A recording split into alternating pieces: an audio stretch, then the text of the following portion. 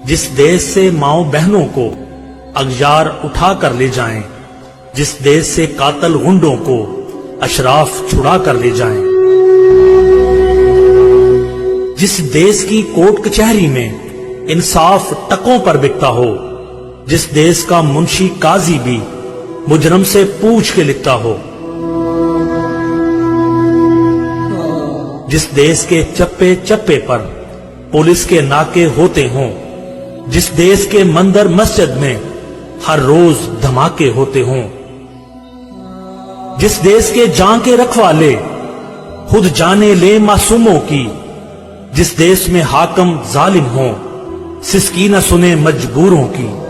जिस देश के आदल पहरे हों आहें न सुने मासूमों की, जिस देश की गलियों कूचों में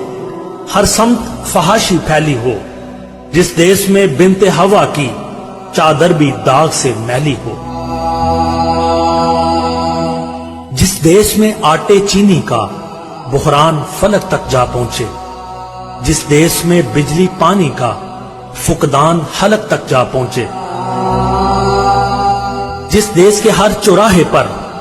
दो चार बकारी फिरते हों, जिस देश में रोज जहाजों से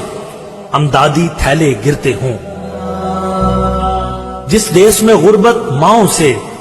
बच्चे नीलाम कराती हो, जिस देश में दौलत शुरफा से नाजायज काम कराती हो,